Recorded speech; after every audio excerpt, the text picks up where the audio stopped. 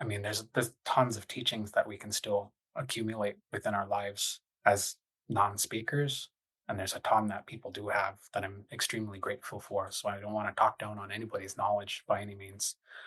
Um, but it's just it's a completely different system of organizing knowledge within our brains. You know, if we're talking about it like at a cognitive level, it's like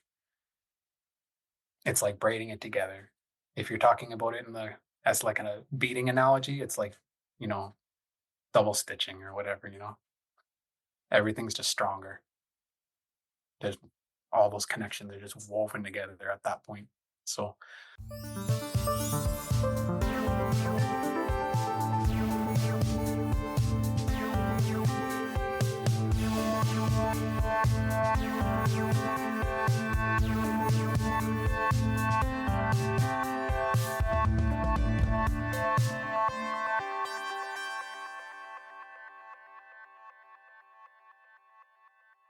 welcome to N-Weighing, our sound podcast.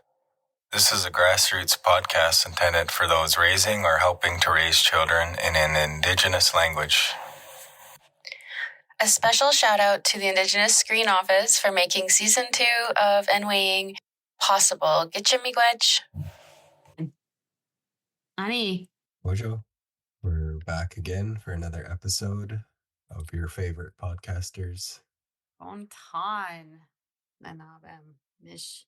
But we have a really awesome friend and guest, Bagwajinini, or Alex Kmett, as he's known in English. You'll hear a really good conversation that we had.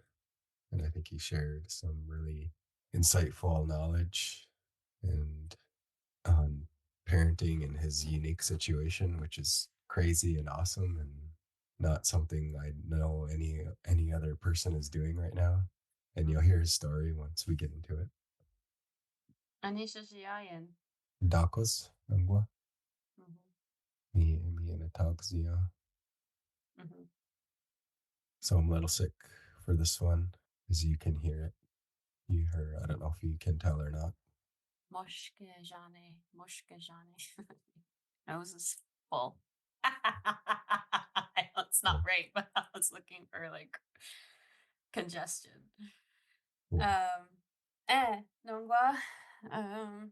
Go kweshka ta de me. Leech Lake, Bagwajinini-Alex Kmett. Min dogs me. We're excited or Indigenous me. Wagigadat. We're really excited to hear what he has to say. Gawin ingi gakweshka ta de si me. Echo gonna botch good wassel, mage niche wassel, bebongak. We haven't really spoken to him or visited, I should say. We haven't visited in person with him for about 6 or 7 years. Echo and Giwabmat. Echo Kiwabmat Uging, Ojibwemotaadidaa Omaa Gidakiiminaang, or de Fond du Lac. Gui Windamo na Awinen Gin Awin. What? Ozawa Gijigo Gano Dao Ndego Donoswin Dijinakas Dinishnabi Noswin Pikanakanago. Dijinakanago. All the ways. I'm going to go to Gishig for teaching me Pikanakanago, meanwhile Dijinakanago. I'll always say what I'm called or what my name is. Dashkanzibing Donjabam Shiken Dodam. Yeah, Wanashkin. Mashko Gobwit, the go. Jaganashi Noswin and Maline, or Jaganashi Winakazia. Makwa and Dodem. Gog Shkodeog, Bendagos, Manitoba. Dashkanzibing Denda. Nib na Inoki Winan. Danaki. Nishajiayan. Dekos.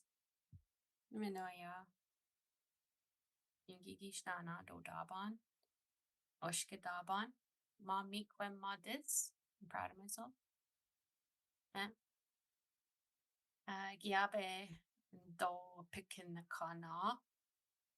Do Pikinakana. I have to still nickname her. Do Daban. Is that right? Pika or Pikinakana. Gloverla Mage Makdeze.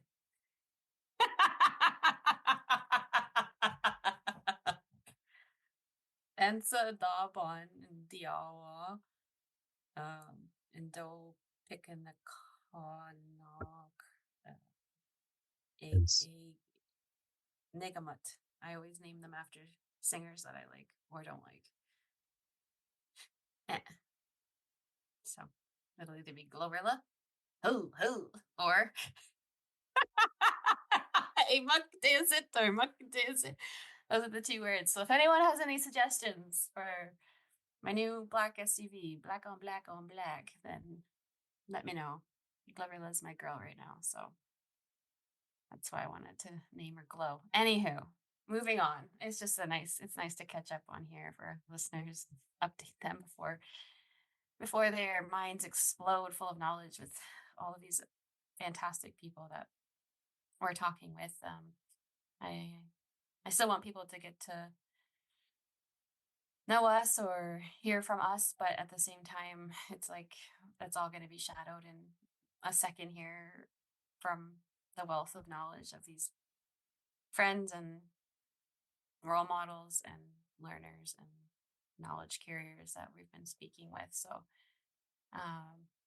just want to give you all a couple laughs before we get into stuff.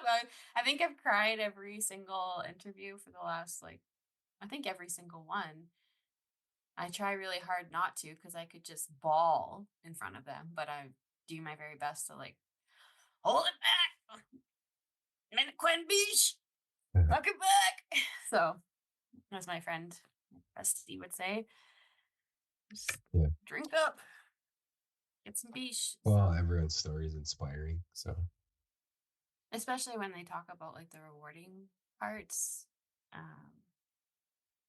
because they're generally such sacred, special moments that probably not everyone would get to experience, even if we were all in the same journey, right, with different family dynamics and personalities and everything. So sometimes when I just hear, people sharing, I just am I should just turn my camera off and just bawl. It's so awkward. I'm just holding tears back. But yeah, I have a feeling that's gonna happen today too. Gego na Kawindamoyan Jabomach Tomguk. Is there anything you want to say before we get started, or anything last that you want to share? go in. No.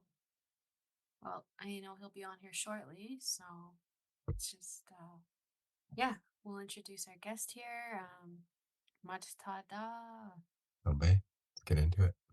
Sorry, I missed all of that because my earphones keep messing up. But I remember the first daycare to kindergarten switch. It was just I hold 1 year or two of just sickness, and then we've been kind of out of the woods, ever since. Here and there, but we've been pretty good after that. So nice. I'm hoping just as soon as everything starts warming up, it's going to be a lot nicer over here.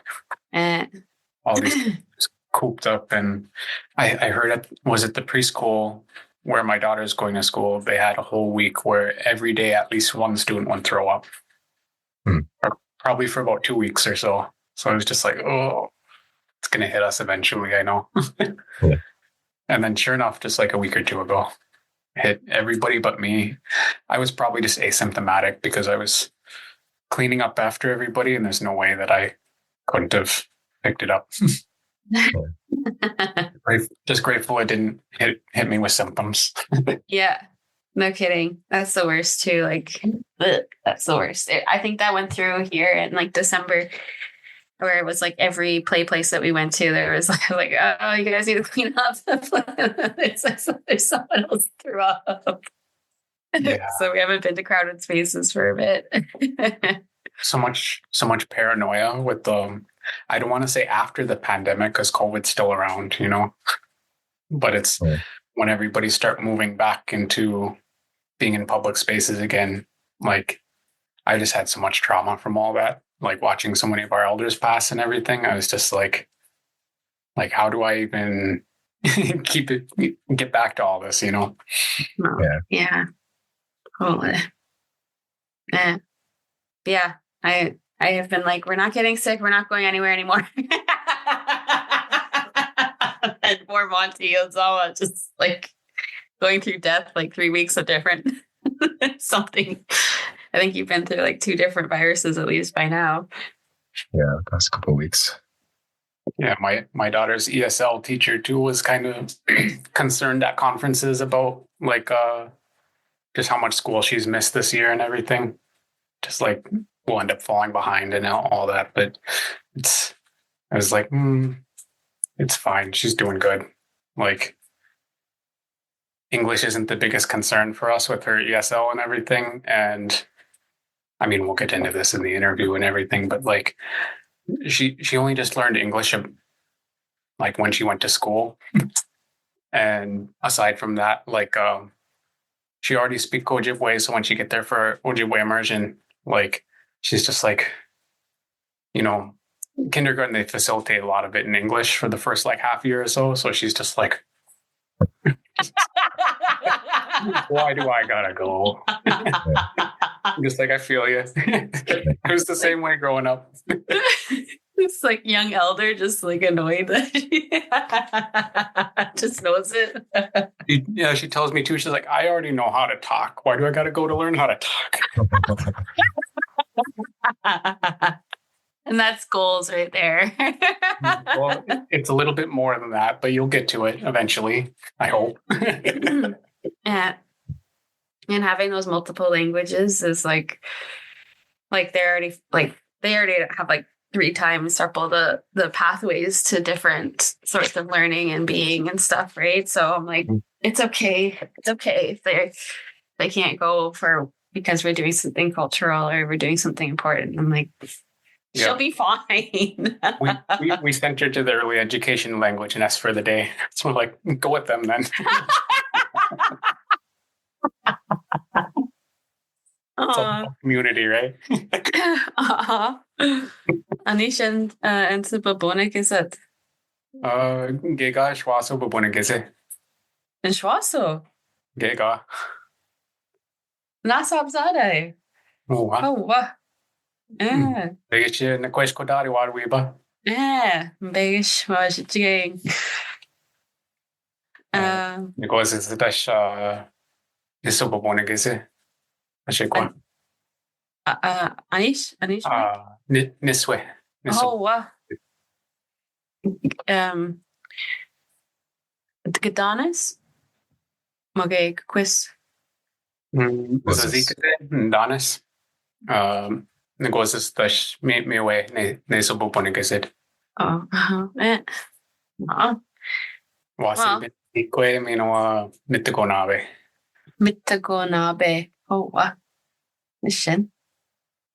Well, that like segments really nicely. Like, do you want to introduce yourself? Ani Bojao! Leech Kiwe. Awin. Oh.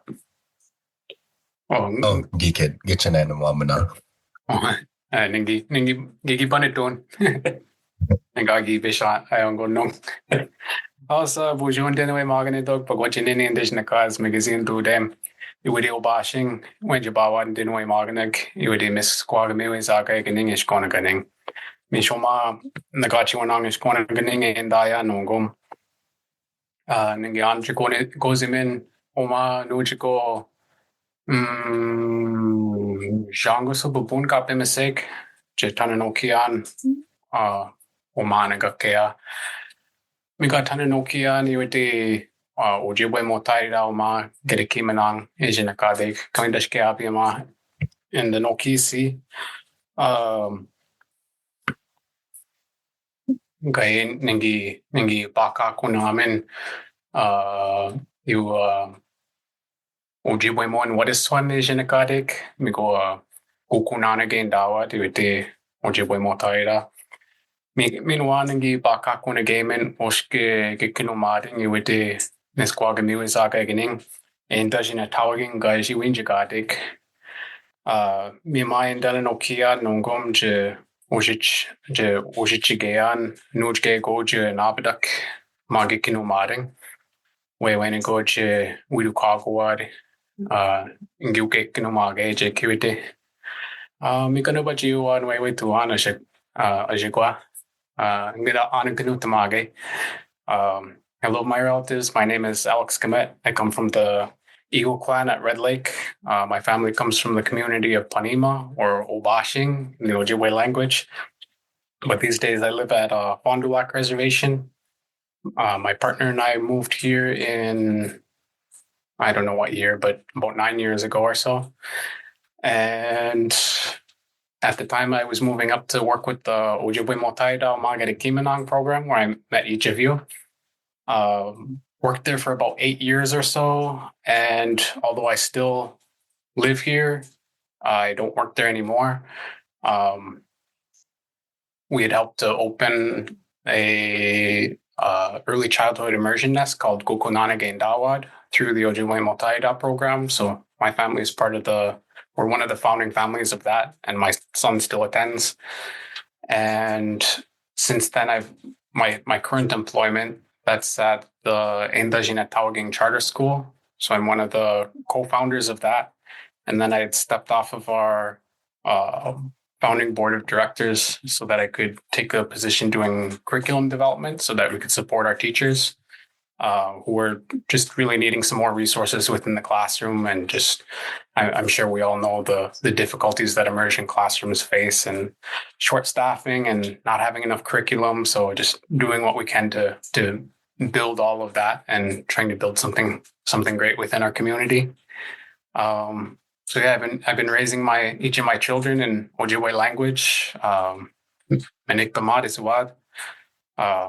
even since my firstborn was still in the womb, was only speaking Ojibwe to her, and to this day, I haven't said more than just a couple words in English to them.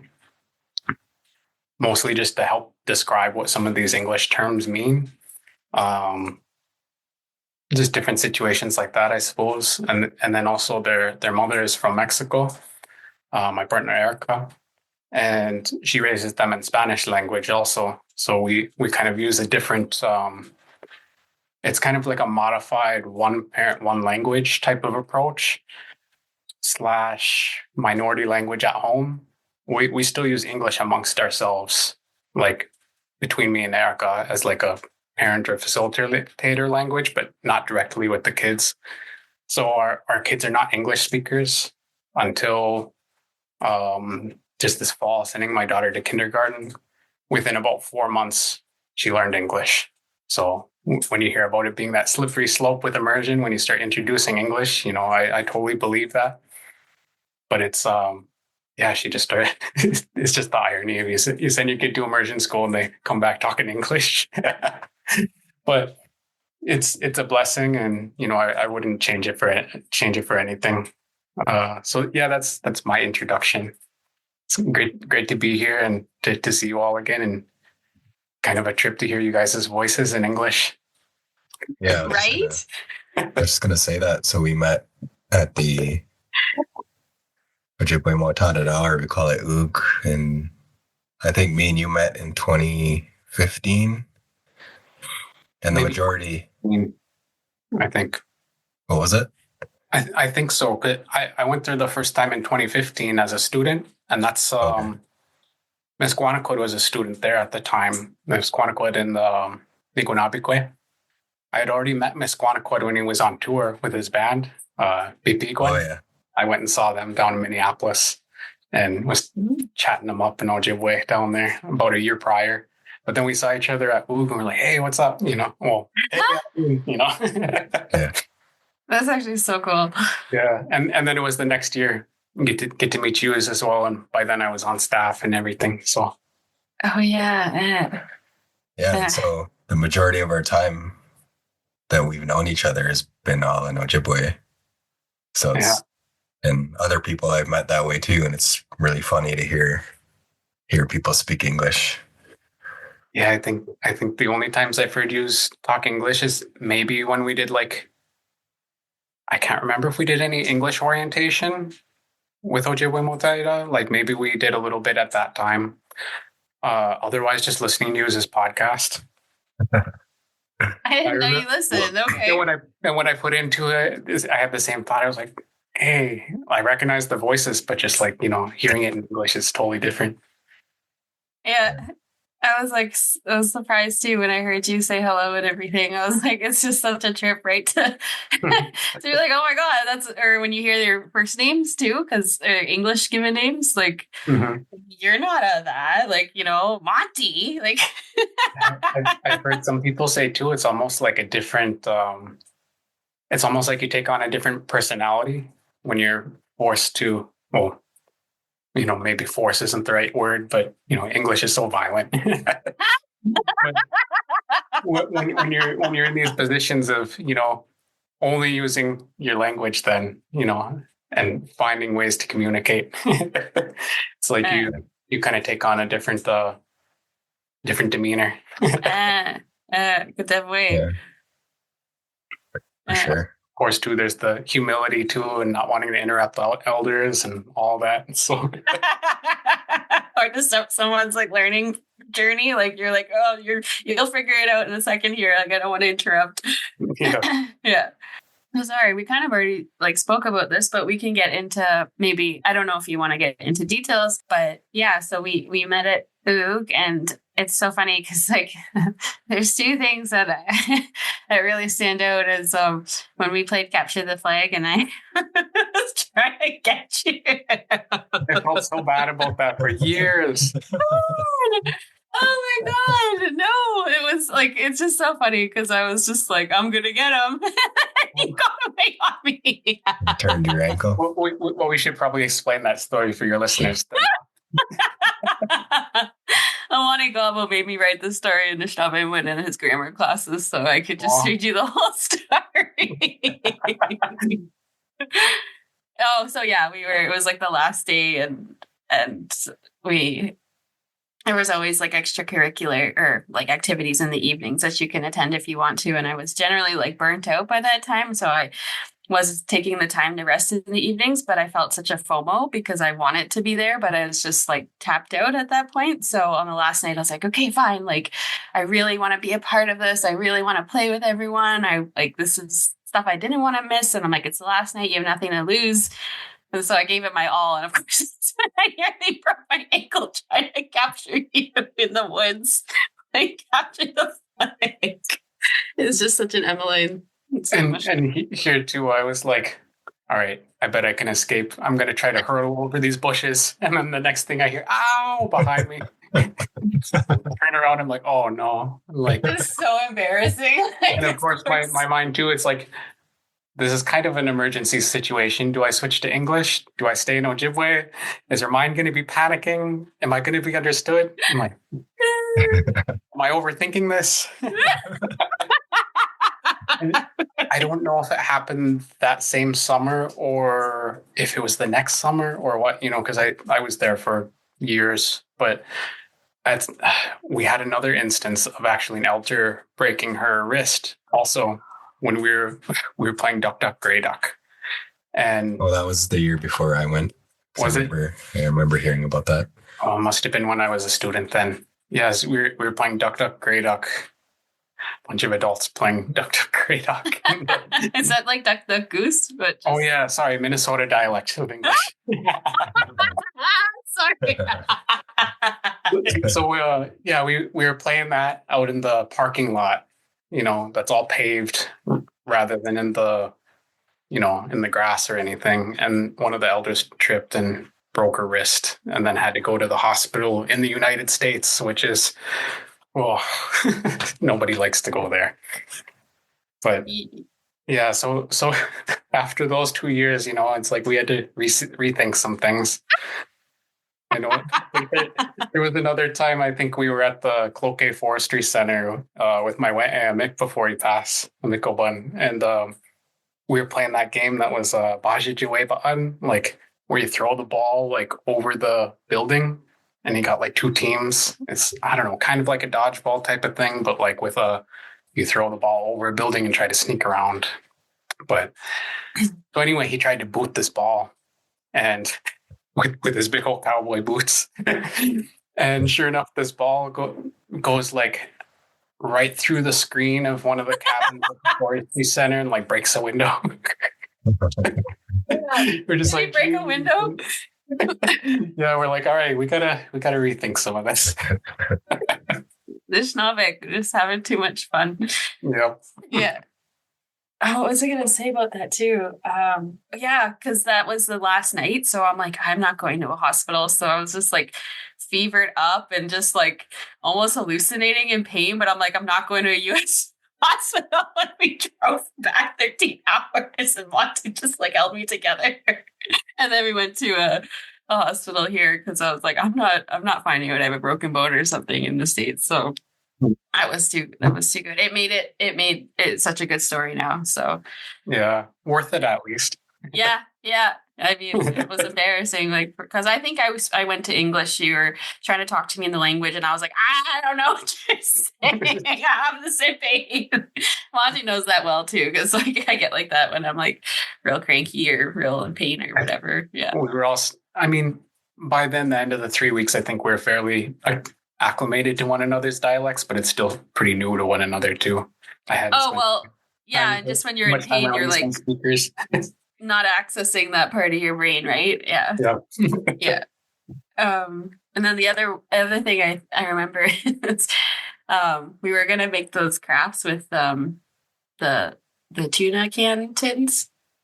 Oh, the drums. Got mine up on the wall right here. Yeah, like a little drum. Yeah, but I didn't know we were doing that, so I just saw you. We were getting ready for the weekend. You're headed to a powwow, and you were unloading like 10 tins of tuna making sandwiches. I was like, oh, he likes giggle. Like, manapakos walk. Like, I was like, holy. And then when we came back and did the craft, I was like, oh, it makes sense. He was like being so generous. I spent so much time washing tuna cans to get the smell out too that weekend. A Miko bunny sent me, he's like, go out there and buy about 15 cans of tuna. I was like, for what? Like, we're gonna make drums. It's just like so then I was asking too, like, so what do we do with all this tuna? Make tuna salad, Neej. I was like, all right.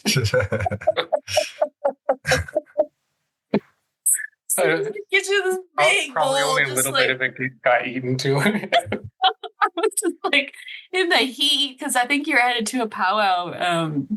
Yeah, and I was like, man, tuna sandwiches all weekend in the heat, man. The poor guy. I was like, that's commitment though. So it was like, I admired that. I was like, oh, that's commitment, especially when I saw the crafts. I was like, okay, it's all coming together because right. They wouldn't pay us until the end of the summer camp, you know. So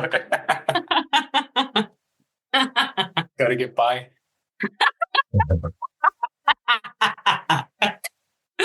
That's good. So yeah, that's a really good. I don't know, if Monty, if anything else you want to add before we ask. No, I just good listening to the stories. But excuse me. I guess we could get into your language journey, how you started, and all of that. Sure. So yeah, that's pretty winding. I suppose to start with all that, I have to start before I was even born. So, as I mentioned in my introduction, my family comes from Ponemah originally, over at Red Lake Reservation. And at least in the United States, Ponemah had retained some of the highest fluency levels in the United States. And then I think, there was that informal language survey that Anton Troyer did in like 2009 or so, that was still finding that at Red Lake Reservation, they had more than twice the amount of speakers at Red Lake Reservation, mostly in Ponemah, than they had in the entire rest of the United States combined. So our community did a pretty good job of holding on to it. But that said, 15 years or so has passed since then, and a lot of that's also kind of faded as well. But there's still quite a bit of language up that way. But anyway, so that's where my grandmother was born and came from originally, and Ojibwe was her first language until she was probably 8 years old or so. Then she didn't go to boarding school, but she went to the public school on the reservation there. And it wasn't until I was working on my master's, because I didn't really hear too much from her about her school age days and everything. But when I was working on my master's, which I got in Indigenous Education through Arizona State University, I was reading this article by Brenda Childs, who had interviewed Eugene Stillday, who's my grandmother's first cousin and one of the speakers on Ojibwe People's Dictionary. And he was talking about his experiences going to school over there at the public school, probably just a couple of years before her, and just the experiences that they had with the teachers over there. And some of it kind of parallels some of the same experiences people had with boarding schools as well, with regard to language, so not getting into all of that too deeply, but, my grandmother, she had stopped speaking Ojibwe, still understands it pretty well, but she doesn't really speak it anymore. But sometimes she'll ask me how do you say this? Or if we just start talking about different topics and I mention something, she's like, oh yeah. And she totally remembers and can chime in with other things. So that's really a blessing to still be able to hold on to that. But since she didn't really hold on to it, she didn't teach her children.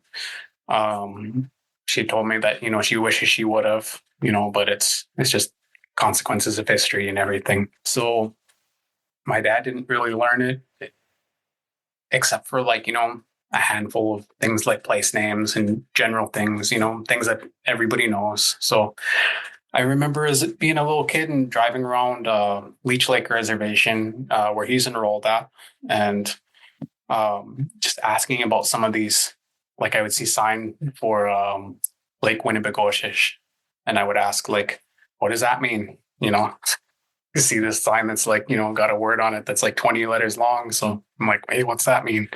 And then I think that's what really just piqued this interest in me. And I ran into, the end of his language knowledge fairly quickly as a kid. And then through our Indian education programs through elementary, middle, high school, they just had very, very, very basic language, Uju, Miigwech, and numbers, colors, animals, things like that. But anyway, I felt like I had at least enough exposure to it from childhood and then throughout youth that I recognized it. I know how it sounds. It's just I didn't have the structure for it, for really knowing how to navigate grammar. And back in those days, early 2000s and earlier, there wasn't the same types of resources that we have available now. And even the way that people teach it now is different, going into the actual morphosyntactic structure and morphemes, word parts, all of that, that wasn't really something I was even seeing covered in my early education when I was taking Ojibwe language classes more formally. It seemed like a lot of teachers don't even want to touch VTAs, they're just terrified. Where do I even begin, So anyway, I found some really great, what was it? I went to college at they changed the name recently. I think it's called Minneapolis College now, but before it was Minneapolis Community and Technical College, MCTC. And I took Introduction to Ojibwe Language there with Rick Greshik. Oh, wow. And he had developed, I think I heard McGizzy talk about some of the stuff that he put together on you guys' show. But he didn't mention the books that I used that I was assigned for the class. And, he was talking about how, they're pretty cheaply made stuff. The stuff I had was even cheaper. It wasn't even spiral bound. It was just a single piece of tag board with maybe about 20 pages, 8.5 by 11, stapled in the middle and folded, So, super cheap, and then comes with these CDs and everything too. Which is real So the one I had was Ojibwe word lists, which I thought actually provided a very well organized introduction to Ojibwe grammar. And then that was paired with like Ojibwe conversations or something like that. And it was like 50 brief, like I think like probably about 4 sentence total conversations between speakers. And that was done between Rick Greshik and Margaret Sayers, who came from Red Lake Reservation. So like I spent a lot of time just listening to those CDs and like repeating, trying to get like the pronunciation just right, getting the flow just right. And then just looking through that tiny little introductory grammar manual. But honestly, some of the other grammatical resources I've come across over the years they didn't quite have the same organization to them. And I felt like they were a bit harder to navigate. So yeah, I felt like that provided a pretty good basis anyway. I should preface, before I even took those classes, before I even enrolled in college, actually, when I was about 18, one of the first things I did, because I was raised, after my parents split, I had to go with my mom, and I was raised in the Twin Cities, Minneapolis area. So anyway, once I turned about 18 or so, one of the first things I did is I took a car and I drove it up to Cass Lake, went to the Memorial Day powwow up there, and was just visiting around with my family like my dad would take me to do when I was a kid. So when I went up there, I don't even know how I had found it on my own without anybody directing me there, but I found my way off of all these curvy roads, and roads have been paved since then. Like they don't look the same as when I was a kid, but somehow I ended up at the graveyard where my relatives are all at. And they got those spirit houses there and everything. Buck Lake Cemetery out in Leech Lake Reservation. So I went out there and I brought food and I brought tobacco, and I went and just visited with my relatives and fed them and asked for help, because I already knew at that point that languages was something very important to me, but I didn't have teachers in my life. I didn't know quite where to start. Just knew that I wanted to start it with tobacco. So I went and I brought it to my relatives because they were all Ojibwe speakers before they passed away. So that's one of the biggest things that I attribute to my success in language learning, is just that I started off with tobacco and directly asking the spirits before I was even asking people. And to this day, there's been a lot of things too that have just kind of clicked, and I didn't really know why, regarding my own education or things that I never really got educated in or directly taught. I don't know, things just click in place. So Mikayan in Dagwak, like it must have just been meant to be. So yeah, I only took that one semester of class, not even classes, one semester of class with Rick Greshik. And at that point I had ran out of funds and I wasn't able to keep going to college for several years. So at that point I was just trying to go to language tables, and I was studying over resources like the Oshkapewas Native Journal and a lot of those recordings. Eventually, several years later, probably about 4 years later, I had remembered that the University of Minnesota Morris has an Indian tuition waiver, because they have this history that they used to be a boarding school back in the day. And when I was graduating high school, I wasn't interested at all in attending there. I didn't even think I was going to go to college or anything at that point, But when I looked at like their flyers, it seemed so dull. I was like, there's nothing there for me, But 5 years pass and not being able to afford to put yourself through school, like I was ready for a change, so I went there. January 2010, I transferred in, and one of the first things I did was I founded a Ojibwe language table, trying to bring together people that knew the language so we could just pool our knowledge together. They didn't have anybody teaching it there at the time. And then one day when I was running language table, I got one of the directors of the multi-ethnic student program came in. It's like, hey, we got this guy here. He's interviewing to teach Ojibwe language. Like, really? When and now? Like, who's that? Oh, Gabe Deroche. Oh, well, they didn't talk English to me. It was a Navajo guy. Or they didn't talk Ojibwe to me. It was a Navajo guy. You know, he's like, oh, do you know him? And I didn't know him personally at that point, but he was lead singer for the Northern Wind drum and also for back in the day on Whitefish Bay Singers. So both of those drums were pretty, when I was growing up, pretty common to have them out at Cass Lake powwows and Red Lake powwows and everything. So they were actually among my favorite singers, my favorite songs. Like I already like knew a lot of his songs and everything. So I was just, you know, pumped to have him come and teach us language because, you know, a lot of their songs are in language too. So he ended up teaching there fall 2010. So I took and he was brand new teacher, but he's a first speaker, you know. So it's some of like I said about some of these curricular materials for teaching grammar, some of them aren't organized so well. I felt like some of the materials over there like weren't organized that well, but at least had that background already. So for me, it was mostly about connecting in with the first speaker. So literally every day after class would go with him and we would have our lunch together, have coffee, have it for like another hour and a half because I didn't have classes at that time. And I suppose for him, you know, he's on the clock, you know, so we get to just hang out with students and talk Ojibwe, you know, that's the dream, right? Yeah. So yeah, by the second year of classes with him, I think was it fourth semester, so like intermediate Ojibwe level 2 or something like that.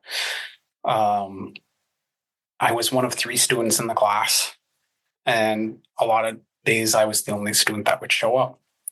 So on those days, in addition to our usual going and get lunch and coffee, like we would sometimes we would just go for a cruise around town and just point out the things we say and just talk about it. So I was getting my immersion in, you know, early. But it was like a slightly different dialect than what they teach usually around Minnesota. Like a lot of what gets taught is Mille Lacs Ojibwe. It seems like John Nichols that worked with our dictionary and say like a Winnegogo, for instance, a lot of their, what do you call, informants that they were using were all a lot of Mille Lacs speakers. So there's definitely like a lot of that, like really southern Minnesota, well, central Minnesota influence on a lot of what gets taught as Minnesota Ojibwe these days, like Red Lake Ojibwe or Ponemah Ojibwe. There's some materials, some older materials that are developed with that, but most of it, it's you have to seek that out. So then Gabe, when I was learning from him, his dialect was closer to what I know at Red Lake. But it was also like when I asked him, you know, like, what do you call that? Is that like, say, like a Kenora dialect or a Whitefish Bay dialect? Like he calls it Soto. So I was just like, okay, you know, and like I noticed there's some differences. Like when I talk to people I know that went to Ojibwemotaadidaa and they listen to him speak, I ask like, you know, do you notice differences and stuff? And like, yeah, they're picking up on it, but generally understand it. But there's some differences for sure. But anyway, so I took those classes with him, graduated, and then I didn't go to Ojibwemotaadidaa the first year or two that it was operating. I didn't get my application together and for like another 2 years or so. You know, everybody's intimidated by that. So I get it. It's those 8 years I was working there, I was always trying to negate that by just hyping people up, you know, and trying to tell them like, no, you're ready. You just got to jump into it, dive in, you know. But then, so anyway, I went to Ojibwemotaadidaa 2014, and by then, like, because I didn't have people to talk to for a while, I was feeling a little bit rusty, and people are talking different dialects and everything too. So, I felt like I had a slow start over there, and also, you know, just being in this huge immersive environment with like several people talking, you know, it's overwhelming. People new to immersion, you know, you get those headaches and everything, especially on the second week or so. Third week, it's like I hit my stride. All of a sudden, I was just like, boom, I could speak. And I remember the director at the time too, when calling me up to ask if I was interested to come and work, had commented that I was just really impressed with the progress that I had made.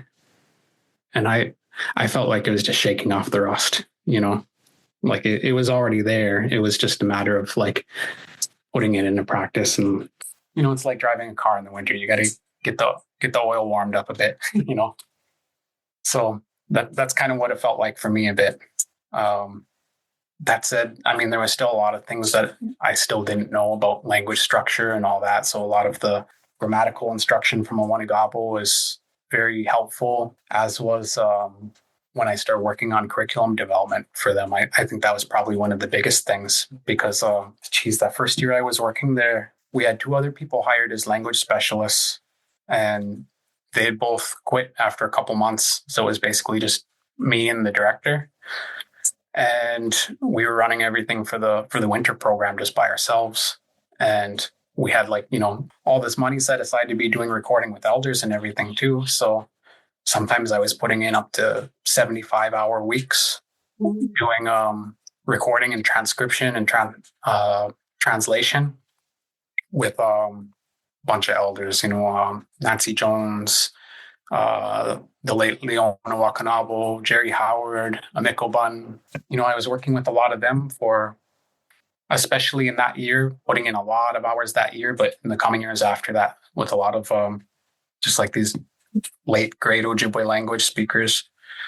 And I think just like sitting there with them, with their voices and headphones, trying to figure out like, am I hearing a WA or am I hearing an O? Listening to the same word over and over for an hour, kind of driving myself crazy with it. That was tremendous, I think, for like really tightening up my pronunciation and just like really knowing how the language flows, listening to these longer passages and just diving into it. That was huge for my own language development. And then of course also raising my kids now too, like basically using it all day, every day. But there's also a challenge there too, because we hit the pandemic during that, and it was it really kind of slowed things down in a way because we weren't able to work directly in person with elders anymore and had to change up our workflow to working on Zoom, which I felt kind of awkward, Sometimes you run into connection issues like we just did, But generally it was that's right. So the difficulty with raising kids with the pandemic. On one hand, it was like very much a blessing because it was very insular and you're able to protect against English in that way and just really, really focus in on Ojibwe language because there's not all these outside influences during the pandemic. But then on the other hand, there's far less opportunities for modeling conversational language. If it's just me doing it one way to my kids all the time, of course you run into like some cognitive burnout there, asking and answering your own questions, but just not having other people to respond back to you all the time. And then also just the fact that you're speaking to infants and toddlers, you kind of, I feel like I didn't relent with VTAs on my children whatsoever. I gave it to them full strength. But on the other hand, it's like, just because you're talking about just topics that are relevant to children all the time and not having adult conversations, there's a bit of like atrophy that happens there too. It comes back pretty quick with practice, but it's still frustrating in the moment, And I guess that happens even seasonally when you're doing things that it's like, okay, I haven't talked about gardening.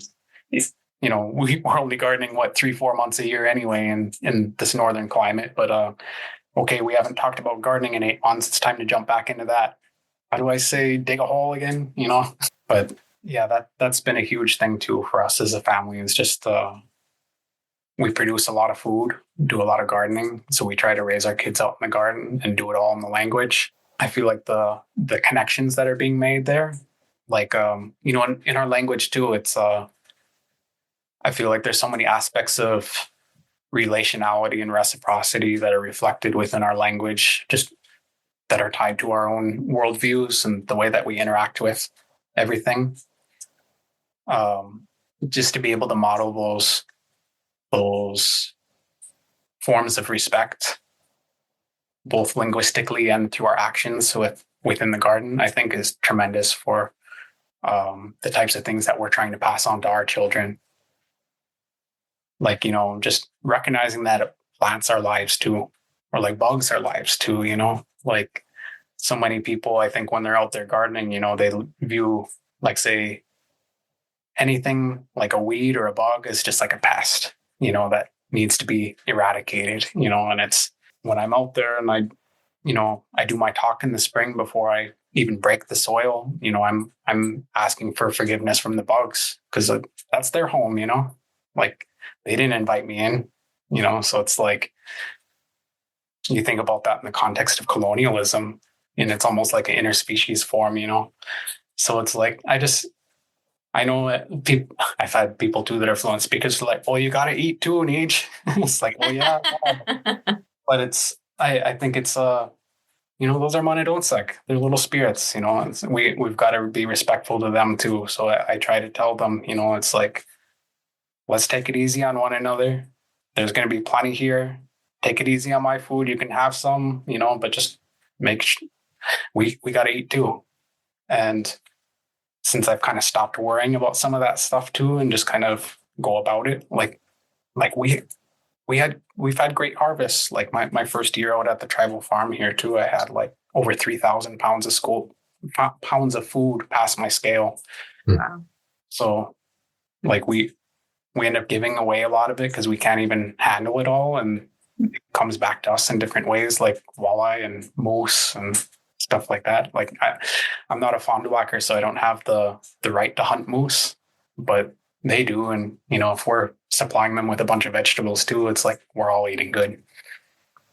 So it's really just about, these community connections and forms of interrelationality and reciprocity and just ways that we're trying to model all that both in our language and in our life ways. And it's what we're trying to do for our kids. And tree fam for life. I think my connection's well enough for video again. Oh, good. Yeah. I'm always left speechless. I said that on the last one. I'm always like, so much like in that I'm like, yeah. When you were, when you started learning, did you know you wanted to have kids and speak to them and wanted them to be Ojibwe speakers?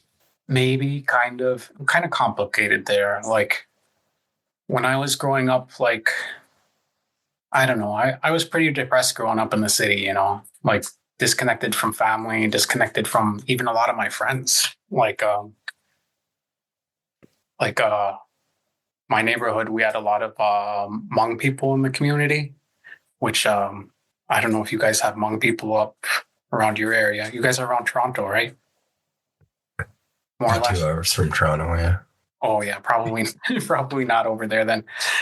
I think in the U.S. anyway, Minneapolis and Los Angeles have the biggest Hmong populations. They're like a kind of like an Asian tribal group from out in the mountains. They don't have their own country. Kind of in the border areas of like China, Thailand, Laos, Vietnam. Kind of that region is where they're from. But we had a lot of them in my community where I was growing up in the Twin Cities, and just the way that their family structures were, and even their diets a little bit. I don't know, not so much, but just the fact that they were making a lot of fish and hanging out with their grandma. It reminded me of my own family. So I was hanging out with them a lot when I was a kid. But then by the time I got to like 6th grade and about to go to middle school, I got sent to a different school altogether. And it was like mostly white students around there. And like, I was just disconnected from them again, even further. So it's like, I don't know. When I was growing up, I felt like I was having difficulty trying to figure out how to even express myself, whether that's in artistic forms or in language, whether that's English or what. The middle school I went to, middle school and early high school, between the two of them, I had 4 years of Spanish language. So I guess I was kind of hardwired for language learning from youth. But I remember thinking probably probably in high school or so, I was like, I don't think I even really want to have kids. I think I just want to move off to the woods and just kind of be a hermit in the woods.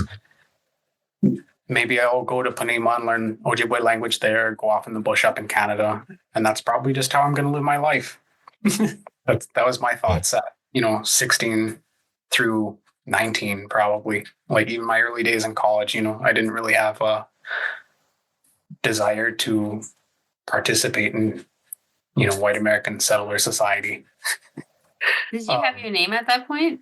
No, I got it when I came up to Ojibwemotaadidaa when I was working with on the Bagwajinini-Alex fast him tobacco.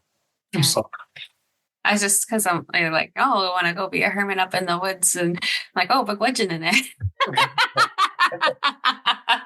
But and I suppose too, like if I had that support of being able to get my name and have that community connection in that way,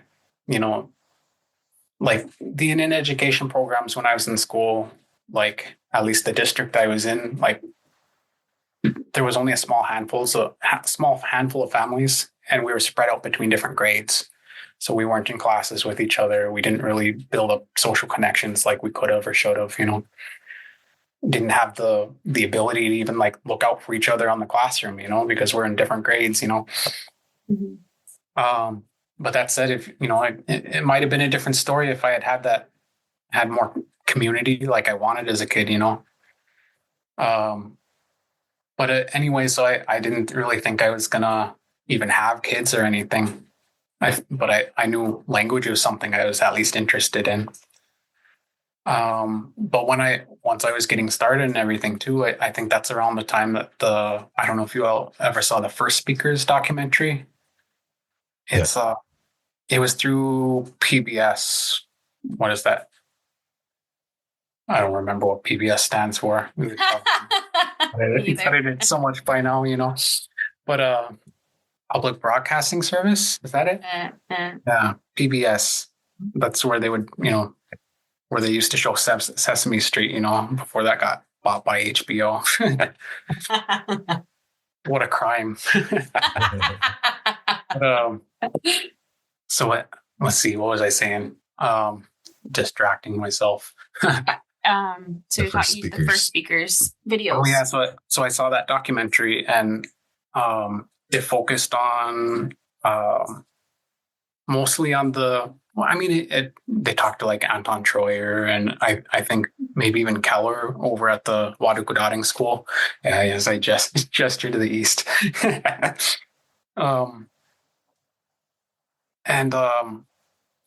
But in particular the Niigani School up at Leech Lake. I wasn't sure if you guys were frozen or not. So that school was at the time being run by Leslie Harper and Nabeg Liberty, Adrian. And I saw that they were raising their kid there also and just talking all Ojibwe to him. And I saw that it created an impact on me for sure. So at some point, like I knew once I was on that path for language that if I had kids that I would want to raise them with Ojibwe language. I didn't think I would ever get to a level of fluency where I would be able to do it only in Ojibwe. That's a much more recent development. But yeah, it was a thought, that was probably the main reason for learning language. It was to be able to pass it on, whether it's to my kids or just to keep it going within the community in general. But upon knowing I was going to have kids, like it wasn't even a question in my mind. It was like, yeah, that's how it's happening. So, but that said, I never thought I'd be doing it trilingually in a household with Ojibwe and Spanish, and that creates so much more of some logistical challenges there. And I mean, I've got those 4 years of Spanish that I had taken growing up too. Like I've got comprehension, but when it comes to speaking it, like I can order food and I can sound really fluent doing it. But that said, like if somebody tries to have a conversation with me, I'm like, okay, I don't know. Or are you the monolingual Ojibwe speaker to your kids and your partners the Spanish speaker to them? Generally, yes, but we also recognize that Spanish is a world language and there's so much more resources available for it. Like if our kids want to watch, Netflix or Disney or anything, they've got it all in Spanish. Like they can get anything in Spanish, and it's that much easier. It's such a coordinated effort to do it all in Ojibwe. So my partner, since we started dating, she started coming to Ojibwe language table with me, and she's like, "Well, I want to learn my partner's language, and if we ever have kids, I want to be able to speak their language too, and also to understand what our kids are saying." And that's a big thing for me too, being able to understand Spanish. So at least having some comprehension, that's big. So at some point when I was moving away from working with Ojibwemotaadidaa for like economic reasons, I had to take completely different work and pivot. And I was working in organic agriculture for a while. I was a farmer education manager for an organization that puts on like the largest organic farming conference in the United States. So I did that for like about a year and a half. And during that time, my partner, Erica, she took my place at the Language Nest, bringing our kids over there because I figured she also needs to have all that background in Ojibwe to be able to understand it. And like she's even come to Ojibwemotaadidaa as a student. Like I think it was just a year before we had our kids. They had started the cohort. What did they call it? The language of babies and parenting cohort. That's it. Coincidentally, 2 or 3 of us on staff just happened to make babies around that time. So it must have just got willed into existence, I guess, at that time. Like, oh, you want to talk about babies, huh? Oh, here you go. So at that point, then all of a sudden that's when we had to work on a lot of this language that was much less documented around like labor, around pregnancy, around even the way you talk about very, very young children or talk about pregnancy. Like how you ask somebody, how far along are you? Like that's, or how do you say like, she's 5 days old, or 6 weeks, because like for the first year or two, they're measuring in weeks, and that was far less common vocabulary for people that are going through, say, college programs or learning as a second language, etc. So we had to learn all of that, and all the diaper changing vocabulary, cradle board vocabulary, all of that, So that was like a crash course within that year, So that was huge. Yeah, man, I would love to have some of those words. I don't think we're done. We've got it. Got it. We'll hook you up. Okay, not like we're done, but at the same time, it would have been so nice to have those because there were so many words that I didn't know how to express that I wanted to ask, or like say, right? Like, well, I'm like, 3 weeks or whatever. Yeah, that was our intention in just getting it all documented too, because like if we're asking these questions as people that have been working in immersion for however many years at that point, how many other people have those same questions? Mm-hmm. So we're like, we need to get this in a central place that's easy for young parents or old parents in our case to go and study up on that, So what's your like when you go in English spaces, or like what are your thoughts on that? Like do you say, oh, there's going to be English there, we don't want to take them there, or what are your thoughts on that? We still take them out because there's need for community in general. It takes a village to raise kids, and there's a lot of knowledge out there that's not in the language also, and we don't want to deny them that either. That said, like my daughter's had she had zero motivation to speak English. Like if we had something on streaming and it was on English, she would straight up complain. Like she would come to me and she would call English what's. So translating from Spanish, like they're all talking what's. Todo habla what's. It was cute but funny, What does what's mean? like, because she hears everybody say all these sentences that start with what. Okay, What is I your love name? that. What are you I doing? love What do you want to that. eat? Yeah, They're that's all what I was talking wondering. once. That's so And then she good. would call what is it? Spanish was manzana, apple, and Ojibwe was daga. Now Okay. she calls them all by their actual names, but this was up until a couple weeks into kindergarten. This is what she was calling it. That's so cool. So sweet. Yeah, so it's just like, yeah, zero motivation, and she's just like, well, she did get motivated at some point, and it's what motivated that though is just the fact that it's like a survival language too, because being raised with two minority languages in the home as your main first languages, you go out in public and nobody's talking that, like nobody's talking Spanish in northern Minnesota unless you go to one of very, very few Tex-Mex restaurants. We've got very few taquerias up here that have good tacos. We have to go all the way down to the Twin Cities for good tortillas even. And you have to really go out of your way to find Ojibwe language spaces. When we would be out on the playground or anything like that, they'd be interacting with other kids that would be wanting to play with them in English. And for the longest time, all she knew how to say is, I wase, high five. Like, so, and then once she got to school, it was very rapidly taking on English within like 4 months. But like in the first couple of weeks, I had noticed because it wasn't just the classrooms, but it was also extended family. Like my family, all English speakers.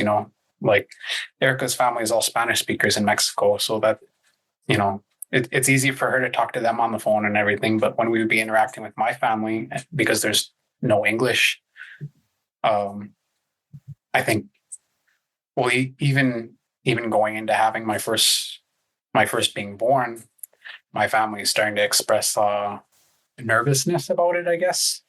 I don't want to say disapproval, but they're just like, grandparents like, well, how am I going to be able to talk to my grandkids, and kind of coming out with like some attitude towards me about that, and I'm just like, well, how are my kids going to talk Ojibwe? It's either that or it's going to be delayed by like another 10 years and they're going to learn it as a second language. If they're going to learn it as a first language, there's only one way to do it.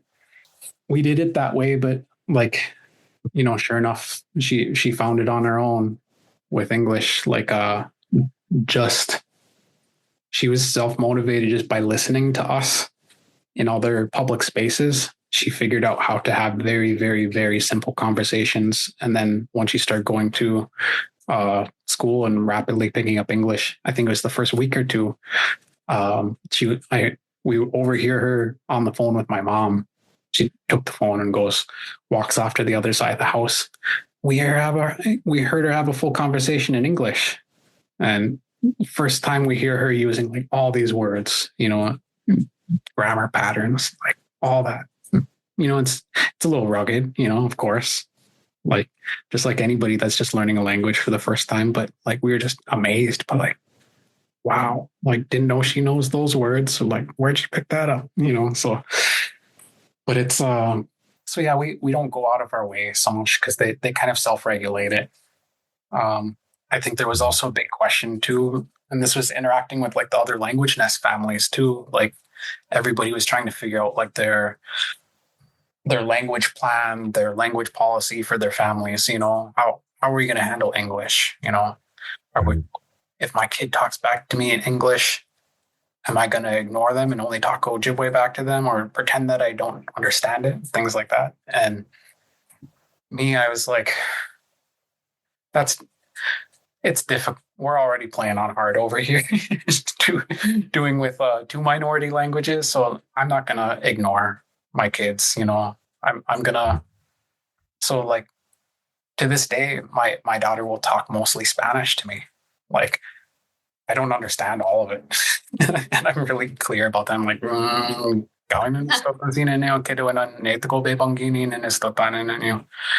Like I only understand some of those words. You're gonna have to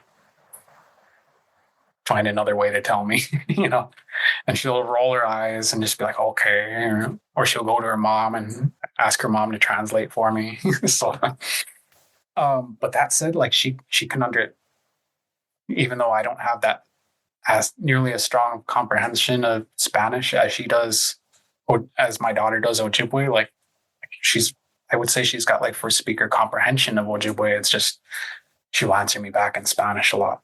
And I think that might just be habit now at this point, because if I tell her, hey, Dago Ojibwemotaadidaa, she'll be like, and flip the switch and she'll translate it. And I also hear from all these other people in the community too. Like, oh no, I've never heard her speak a word of English. Like some of the people that worked with her in the language nest, and then others that say like, no, we have full conversations in the language. And I'm just like, I wish you'd have a full conversation in the language with me. You know, I've been putting in these years of effort, you know, but it's validating though to hear that from other people in the community, knowing that she's talking Ojibwe and knowing that she understands me when I'm talking to her, you know, but it's just this interesting dynamic. Like we're definitely in experimental territory, the way that we're doing things. It's different than people that are just doing, say, Ojibwe language as a target language, and you know, English is the default everywhere else. You know, when you're in like these dominant English language spaces, or you're first language English speakers. But yeah, for me, I'm doing everything in what are second languages for me. Translating between Spanish and Ojibwe, and it's like mind blowing. Keeps me tired. I was gonna say, I can't imagine the headaches. Yeah, it's fun though. I don't know if I believe you. I'm just kidding. And it's hard to come up with examples on the spot, you know, but like, you know, you can do all this wordplay between Ojibwe and English, you know. We can do even more wordplay when we work in Spanish too. It's just like nobody understands it by us, but we're just cracking all kinds of trilingual jokes. That's so fun. I'm sorry, a quick diversion. What do you call Spanish in Anishinaabe or Ojibwe? Well, you know, when we were at Ojibwemotaadidaa, I would hear a lot of these first language English speakers, or even some first language Ojibwe speakers, they would call it Spanish moan. And that drove me nuts. You know, I feel like it doesn't roll off the tongue well in Ojibwe or English or anything. So I started thinking like, well, what do they call Spanish in Spanish? Espanol. Well, we don't have an L, but we have all those other sounds. So I just call it España moan. Gay name. So, yeah, because even you call Spain in Spanish is España. We've got those sounds. So I just call it España moan. Main language. This shouldn't. I was wondering because I was like, oh, you probably have a better word than I would have. But I'm like, because they call German Anmonmoen, right? Anmonmoen. Is it? Anmonmoen? Like, I think so. Well, that's what they call a German person, right? Monty? Here, yeah. Mm-hmm. Where we're at. Over this way, I think German and perhaps all the Scandinavian languages, to my knowledge anyway, get called Ogongosimoen. Oh yeah! I saw that in Richard. Yeah. We talked about that on Facebook. Yeah, like, and I asked about that too. Like, why do they call it Ogongosimoen? And they're like, I don't know. They probably just thought they sounded all chattery, you know. So for our listeners, like that's like chipmunk to you, chipmunk language. Yeah, to the chipmunk language. Because I was like, what is this? Like, where did this come from? But yeah, I didn't mean to divert. I was just curious. Like, yeah, because it's all great. We talk about stuff, and I was like, he probably has a great word for that. Yeah, where were we, Monty, before I asked that?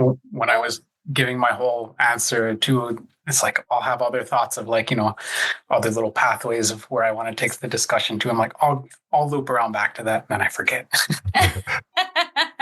Two sentences later, I'm like, what was that again? As I'm still. Still I'm talking. just as tangential, so I'm worse. I think it's okay. It's probably a little bit of ADHD in there for me. Gaining. ADD.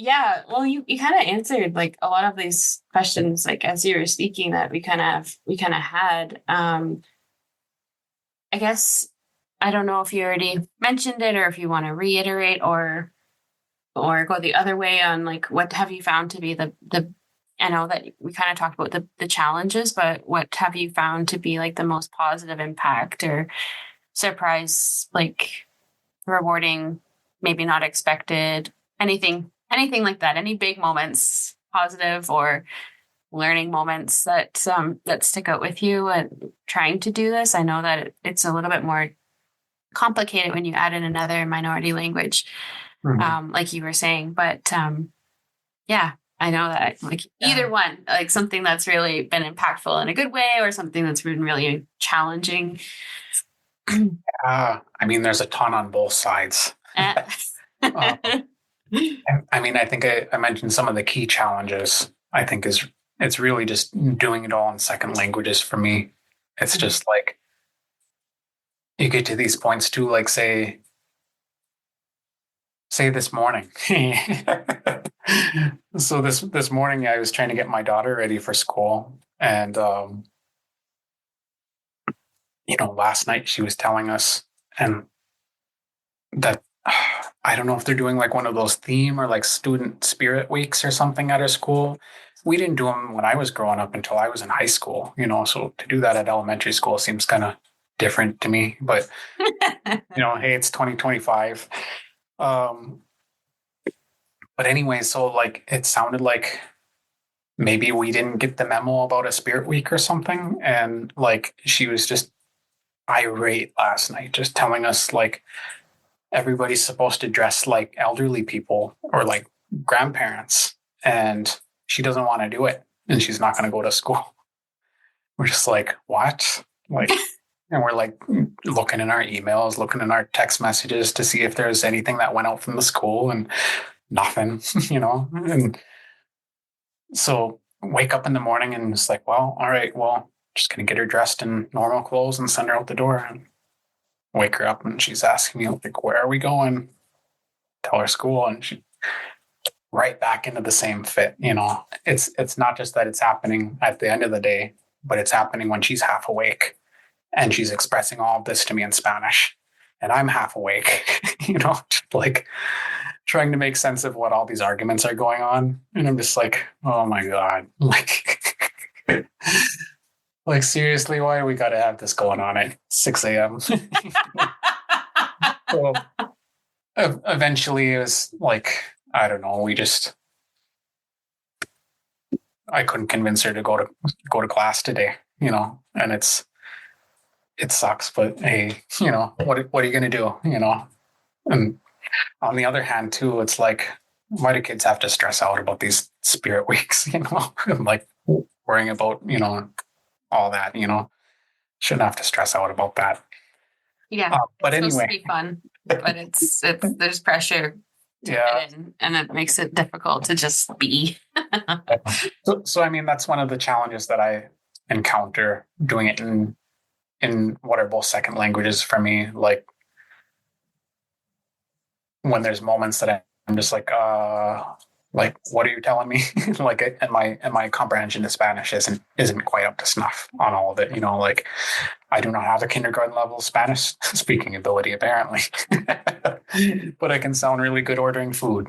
As for successes, though, like there's been a lot. It's hard to quantify exactly, but when she's teaching her little brother, who's just now starting to learn how to speak, and like he just turned 1 in January. No, not 1. Jeez, dad brain, trilingual brain. He just turned 3 in January. There we go.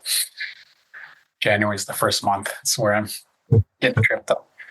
So he's just now getting to the point where he's starting to repeat a lot of stuff. So like I have to make a really concentrated effort to speak to him more, like more directly, which is also difficult because I'm not full-time employed doing the language nest that he's going to, and have other work responsibilities.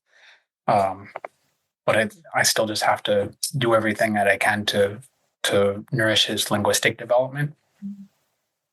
But it's just the fact that she's finally stepping in and helping and teaching, and she's super proud of him too. Like, she'll come and tell me in Spanish, he's talking Ojibwe, It's just all excited about it. But the other things is just like how my oldest has been demonstrating her comprehension of the language. And not just the language, but like even like culture and cultural protocols. So like this, was it this fall? Yeah, this fall. This fall, I brought her to big drum ceremony for the first time out at ML H. She hung in with me all day, like from about, I think we got there at like 10 a.m., 10 a.m. And we didn't leave until 1 a.m. And she was there the whole time, stayed with me, just took like an hour-long nap on my lap. I don't know if you all have ever been to one of those, but like they talk Ojibwe through them throughout. Like, there's very little. Well, this one probably had the most English translation I've ever seen. Honestly, other ones that I've been to over the years, like it would just be all in Ojibwe, and she understood everything just fine. Like, and when all those drum chiefs are standing up and doing their talks, she's like listening to each one of them. I think it was after the dinner break. They had like I don't know how we would call it in Ojibwe. I don't even know. I'd put it in English. The best thing I can come up with is calling it like a special, like it's the Powwow World or something. It's almost like they're doing a special after dinner where they were having like a separate ceremony as part of the big drum ceremony. But they're doing like a breaking the bundle for somebody that had passed away a number of years ago. And, they're talking about what they're going to do, talking about this person, what happened, how they're going to do this giveaway, how everybody's got to dance for their items, stuff like that. And so I ended up getting some of the items. And when I turned to her to explain, like, hey, I'm going to have to get up and go. You're going to have to stay here for a little while, so I'm going to get up and dance, Like, before I even said any of that, she already understood and she already knew. And she just turned to me and she just, Minwata goes in. Go out, man. It's like, all right, have fun, see ya. And just like sent me off to go dance. So, and she was fine, just sitting there and watching and being on her own for that couple minutes. But just the fact that she understood those ceremonial protocols that were explained in the language, I was just like, wow, like that's major success. Like, as somebody that's like a second language learner, if I didn't know the language or if I was just coming into that ceremony for the first time, I would probably have to see it done several times before I felt like even a level of confidence and with what I'm doing, But she was just able to do it, and that was huge for me. Awesome. So yeah, just things like that. There's lots of little things, but it's just demonstrating that comprehension of our ways. And I think too, like our language, there's so much that's encapsulated within it, like our traditional system of knowledge. So that would be like our epistemology, ontology, axiology. I've got words for all that in Ojibwe too. But all of that is encapsulated within our language. It's essentially our way of knowing, our way of being, our way of valuing things. All that's within the language. The way that we interact with each other, our word choices, the way we speak with one another, like it's all there. So that's been one of the biggest reasons why I use Ojibwe language with my kids, because I feel like it's the only way that we're going to be deeply thinking, like at that cognitive level as an Anishinaabe. I mean, there's tons of teachings that we can still accumulate within our lives as non-speakers, and there's a ton that people do have that I'm extremely grateful for. So I don't want to talk down on anybody's knowledge by any means, but it's a completely different system of organizing knowledge within our brains. If we're talking about it like at a cognitive level, it's like braiding it together. If you're talking about it as like a beading analogy, it's like, double stitching or whatever, everything's just stronger. there's all those connections are just woven together at that point. So that's just a big part of my motivation with it. Like there's this whole cognitive level of how do we organize information within our brains and our spirits, and doing that from an early formative level rather than doing it later on where we're all stitching it together and trying to like almost like we're patching the broken parts of our brains, you know. Double stitch. Things that we were denied, you know, as within our generation, you know, just as a consequence of history. But we're bringing it together. We're gonna get there. That way, you know. For people that are learning, what's like some resources that you would recommend for people, or if any? I mean, of course, we want to be with fluent speakers as much as possible. Yeah. There's a lot of stuff that you can do. Like you said, being around fluent speakers is one of the biggest. If you're at a level where you can record and do like the transcription and translation, take on projects like that, that's huge also. But when it comes to actual just like building up your vocabulary, building up that base and grammar, for me, it was some, like I mentioned at the beginning, some of those Rick Greshik materials, those are really nice, nicely organized, easy to digest. Oshkabe was Native Journal. That's like a great location for just, you know, you got the CDs, the audio, and the transcription to be able to read it. That's like the next best thing, you know, to sitting with a fluent speaker. Aside from that, I spend a lot of time in the Ojibwe People's Dictionary, specifically with the word parts. Like if you scroll down on a particular entry, you can see how it breaks up the morphemes with the initials, medials, finals, and then you can select those medials. Also, you know, the advanced search feature to be able to search partial words or keywords, like that's huge also for just being able to figure out. I basically taught myself what W stems and Y stems are from exploring Ojibwe People's Dictionary, and that's like that determines like plurals and diminutives and all pejoratives, all of that. Like, is it going to be a ish or an osh? You know, aints, onts, aints. You know, aunts. All of those. All that's just determined by like where it's being connected, what type of syllable or vowel it's on. Mm-hmm. I don't know if I can explain it necessarily, but I understand it now. Mm-hmm. And then the other resource that was really big for me too, Rand Valentine has this dictionary program called Western Ojibwe Dictionary. And I think last time I emailed him, he was talking about maybe trying to get like a, what do you call it? Like a developer credential through like the Apple App Store to be able to host it on there. But as is right now, because he's not like a approved developer, you know, I had a hard time even trying to install it because just security features on Apple computers now, they're like, this isn't approved. But I figured out a way to get it working and everything. And it'd be great to see it rolled out further instead of just being kind of like this kind of underground, whoever knows about it and has permission to use it kind of thing. But with that, it has like this conjugate verb feature, and you can basically like select a VTA, hit conjugate verb. It'll give you all 75 of the basic conjugations. Drop down menu, you can switch it to conjunct, imperative, standard form.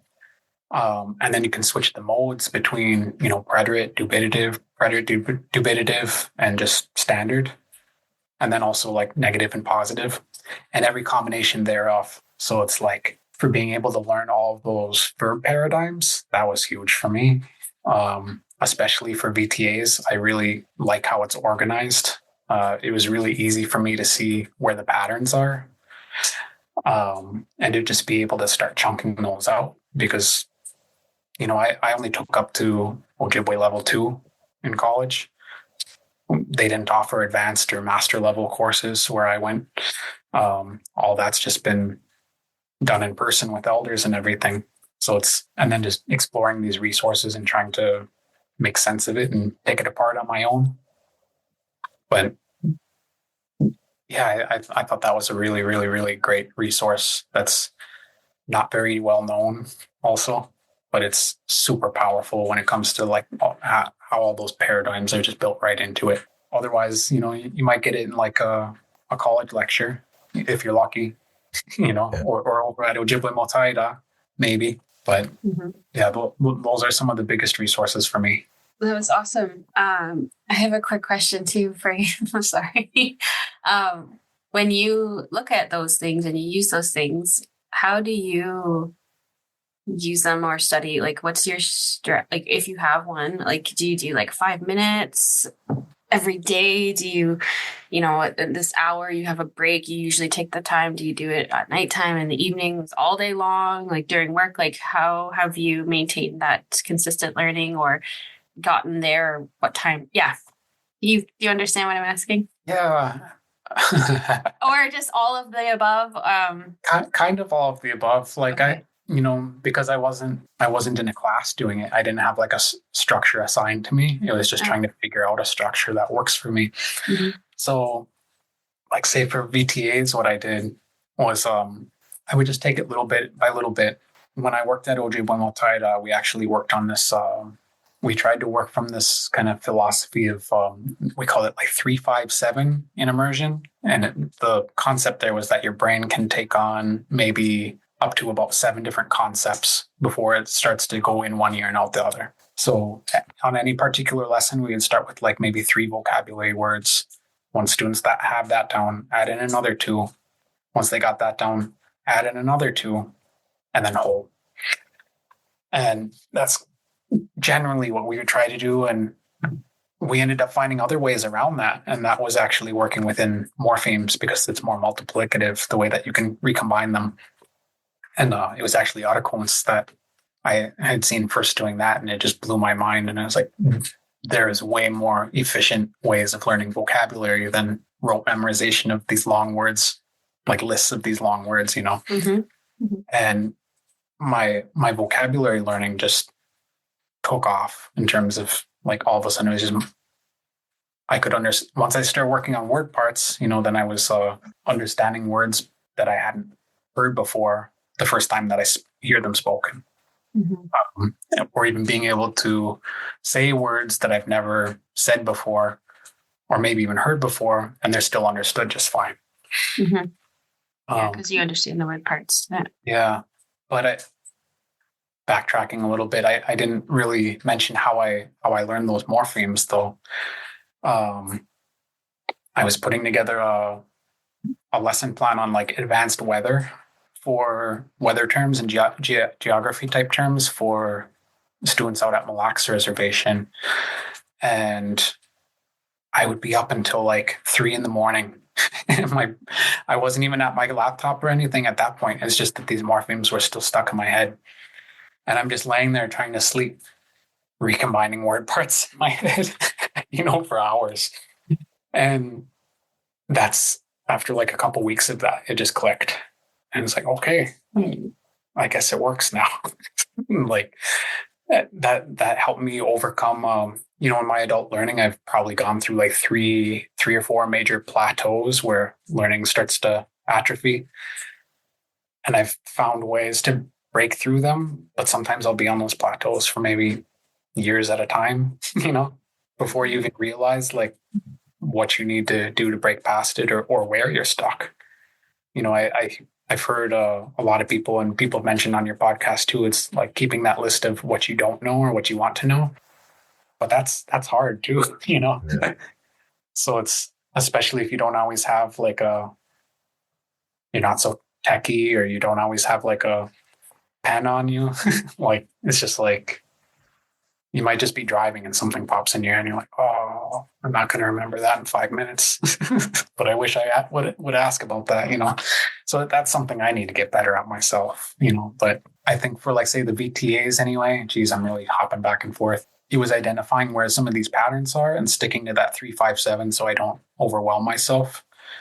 The first ones that really stood out to me was the passive passive conjugation. So like the igu, because those are just like VAIs. Igu yan, yun,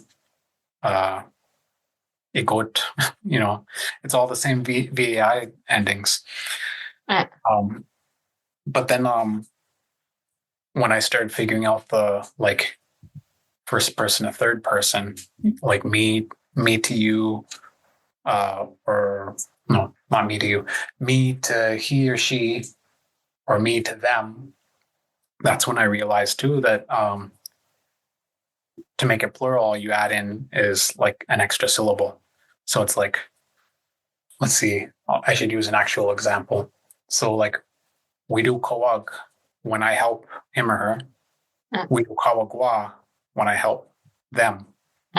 So it's got the ug, tack on the agwa. And then when you do the same thing for when you help them, that ug is just a ud instead.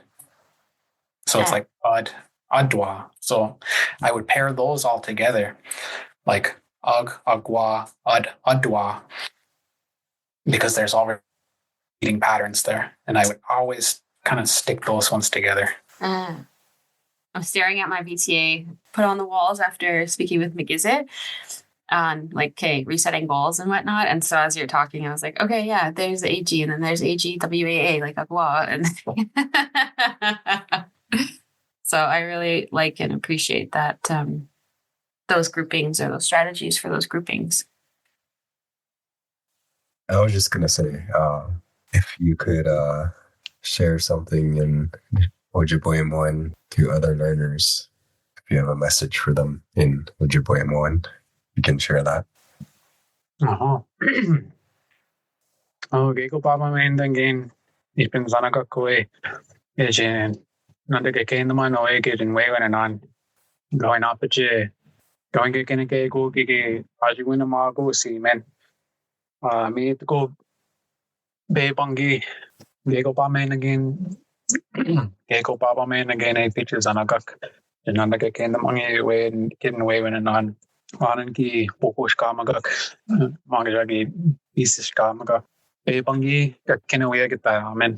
You get Nashnabe get Dasawin Manjago get Kanaman, you get Nuevanan, Ishbin Netawian Magaja Be Bangi Nisidotaman Magaja Gagi go get Kandan so one they hit the go Be Bangi Bimi Wodoyan.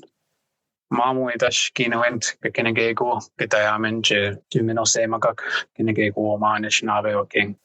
Going go shaga kinaweo ga kinazin ga kinagego skadash ishbengi wabaway on a kada wea minik bamadasit. Going gonna bajwin oge kinazin you kinjadai gawen manada or you guy gawen. We go nasa vishben oyeagi. Ojigai got it, Minik Bamadazit, going on a Bajwin, Ogakanazin, Wabuayana Kewin. Mint go be bangi be me doing opportunization, be me doing gaigin.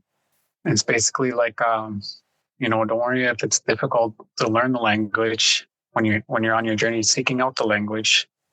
It's trying to even looking for the English for this now. Like not everything has been whole that's been being handed down to us. Like everything's been kind of broken into pieces, so we're still holding on to everything that we still can, and it's more than we were given as kids. So to be able to pass anything on, we're all doing what we can. We all hold pieces of the puzzle.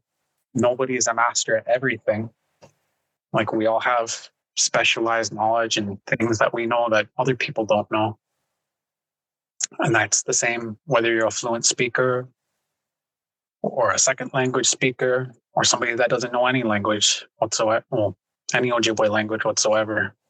We've all got bits and pieces. So I think that's the best way I can kind of put it, just kind of going on at the moment like that. It's like it's still good, whatever it is that you carry. Walk all in. Yeah. you can't ask somebody that's been building houses their whole life to, talk about blanket making, and you can't ask the same thing of somebody that's been making blankets their whole life to talk about carpentry. It's all specialized. Mina, yo. Mi gonna put you. Apat you going to me what you random. The great Magwan, Gookonaanig the young guy off to me what you random to Wabamino go, Gookonaanig the young Omaa. Biggest way when you Endaawaad, meanwhile, Endaawaad and go. Can you join us a lot? That's up. Oh, me what you. Up to go to make what you random. Gibiayan, Mompi, Kinakego, Gakidian, Chipita Dogwit, and Chimigwich, Yeah, I want to offer a moment to plug anything too, if there's anything that you are looking to plug.